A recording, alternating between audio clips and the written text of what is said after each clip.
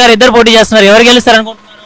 ఎవరు గెలుస్తారంటే ఏం చెప్పగలమంటే ఇద్దరు పోటీల మీద ఉన్నారు, చెప్పలేమండి. పేదవాళ్ళకి ఏమైనా మంచి జరుగుతుందంటారా వైసీపీ వచ్చిన తర్వాత నుంచి? ఏమో ఏమో జరుగుతుందో మాంతుందో మరి తర్వాత వాళ్ళు చెయ్యాలి కదా. వాళ్ళు చేసిన తర్వాత మనం అనుకోవాలి. ఇప్పుడు బాగానే చెప్తున్నారు, మొట్టమొదటికి వచ్చిన తర్వాత పీ కట్టేసుకుంటున్నారు. మా చెప్పులు కుట్టుకుని వాళ్ళకి అసలు ఏమీ చూడలేదు, అలాగే ఎండలో పడి ఉంటున్నాం. వీరు మామూలు మొన్న పోయిన జగన్ రెడ్డి గారు 6,20 అనే చెప్పులు కుట్టుకునే వాళ్ళకి ప్రత్యేకంగా లోన్ ఇచ్చేవారు. ఇంకా ఇగో ఈ అయ్యగారు ఎక్కిన తర్వాత ఏమీ లేకుండా చేశారు మాకు. జగన్మోహన్ రెడ్డి గారు ఉన్నారు, ఏమైనా ఇచ్చారా మీకు?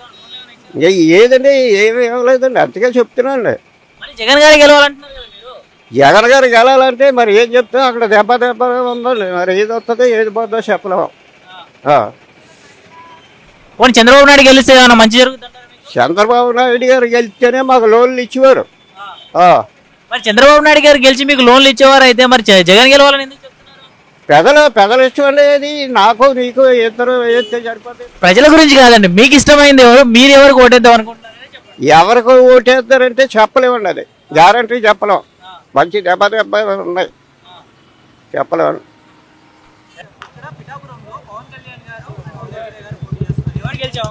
పవన్ కళ్యాణ్ గారు గెలుస్తారు, 1,00,000 మెజార్టీ దాటి వస్తుంది.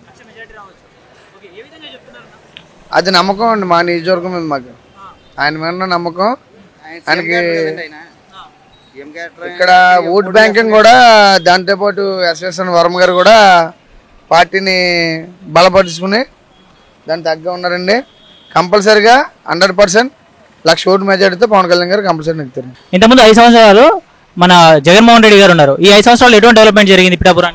డెవలప్మెంట్ ఏం జరగలేదండి. మా చెరువులన్నీ కొలికి పట్టిపోడండి. మాది గొల్లపల్లి మండలం తాడిపతి గ్రామం అండి. మీ చెరువు గురించి చాలా పోరాడామండి. దూరంపూడి చంద్రశేఖర్ రెడ్డి బినామీ భీమశెట్టి అన్న ఉండేవాడండి. ఆయన ద్వారాగా మేము చాలా కేసుల్లో కూడా పాల్గొన్నామండి. చాలా కేసుల్లో మమ్మల్ని ఇబ్బంది పెట్టారండి. దాంతోపాటు మా చెరువులో కూడా చాలా పోరాడామండి. ఇలాగ మా చెరువే కాదు, చేపురోలు, దుర్గాడ, కొడవలి, రాయవరం అన్ని చెరువులు కూడా తవ్వుకుని పట్టుకెళ్ళిపోరండి. అదే కాకుండా ఈ పార్టీ మీద బాగా వ్యతిరేకంగా ఉన్నారండి.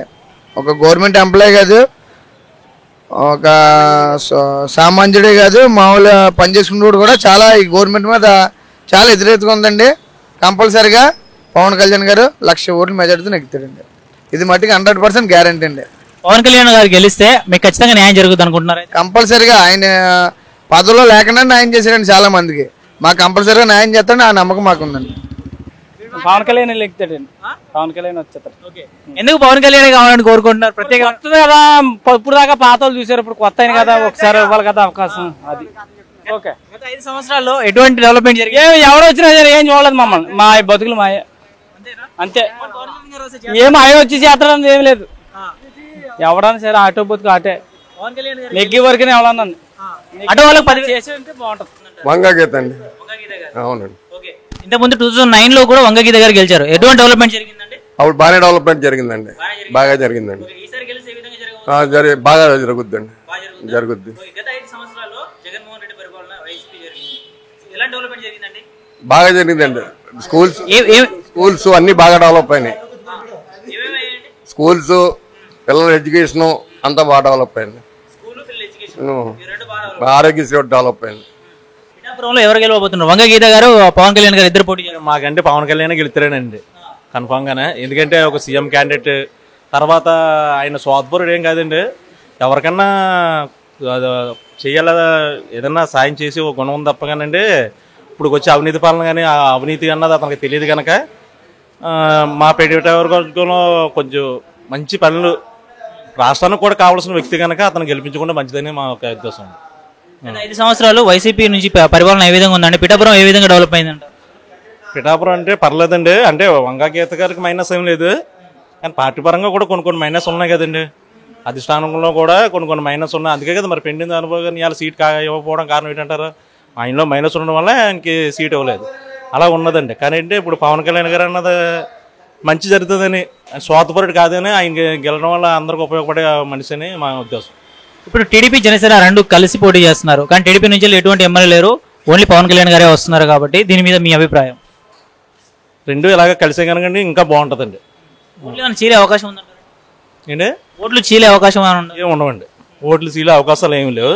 ఇద్దరు కలిపి బాగా చేస్తున్నారు. వర్మ కూడా సపోర్ట్ కూడా చాలా బాగుంది కదండి.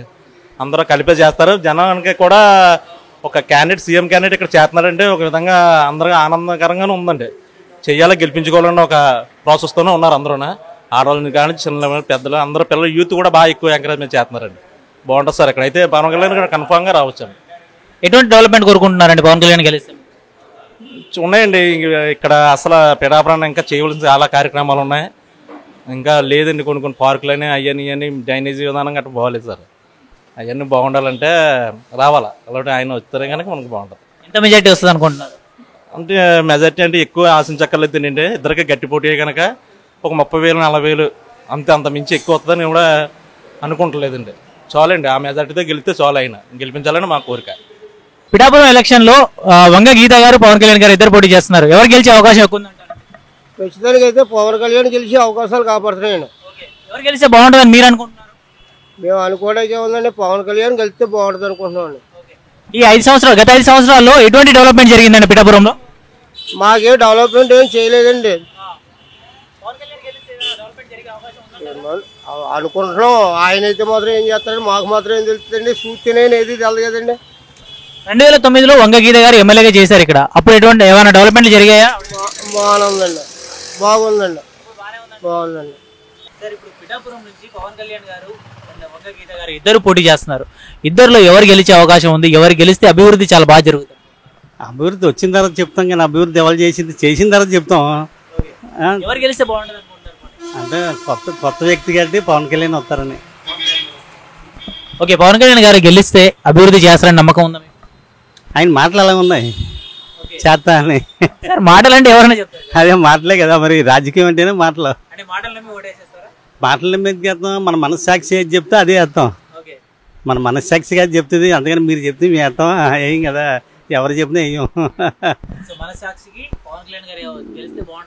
అనుకుంటుంది అంటే కొత్త వ్యక్తి కాబట్టి. ఎందుకు వంగ గీత గారికి వేయద్దు అనుకుంటున్నారు? ఎందుకంటే 2 సార్లు చేశారు, చూశారు ప్రజలు, అంతే. ఆవిడ గెలిచిన తర్వాత ఏమైనా అభివృద్ధి జరిగిందండి? అది ఆ విషయం మనకు రాజకీయాల్లో తిరగం కదండి. మేము షాపుల్లో ఉంటాం, బయట ఏం తెలుస్తుందో మనకు తెలియదు. దానికోసం పోనీ బయట తెలియకపోయినా కానీ ఇప్పుడు పిఠాపురంలో మీరు ఎప్పటి నుంచో ఉంటుంటారు. సో పిఠాపురంలో ఉన్నారు కాబట్టి పిఠాపురంలో ఏం జరుగుతుంది, ఎంత అభివృద్ధి జరుగుతుంది ఏంటనేది మీకు తెలిసే ఉంటుంది. ఆవిడ గెలిచిన తర్వాత నుంచి ఇప్పటి వరకు ఈ 15 సంవత్సరాల్లో ఎంతవరకు జరిగింది? ఏం పెద్దగా అభివృద్ధి ఏం లేదండి. కొన్ని తీసుకొచ్చారనుకున్నారు, ఆ మధ్య రోడ్లు వేసారనుకున్నారులేండి. అంటే ఆ మధ్య అంటే ఎంపీ అయ్యే కాదు, ఎమ్మెల్యేగా ఉన్నప్పుడు, ప్రజారాజ్యం గెలిచినప్పుడు కొన్ని పనులు చేశారనుకున్నారు. తర్వాత ఇప్పుడు ఎంపీలో ఉన్నప్పుడు ఏం చేసినట్టు ఏం కనపడలే. స్కూల్ అయితే తీసుకొచ్చారన్నారు, మీకు తెలిసి ఉండొచ్చేమో. స్కూల్ ఒకటి ఎక్కడ లేనిది అన్నారు, దానికోసం అలాగే అన్నాం.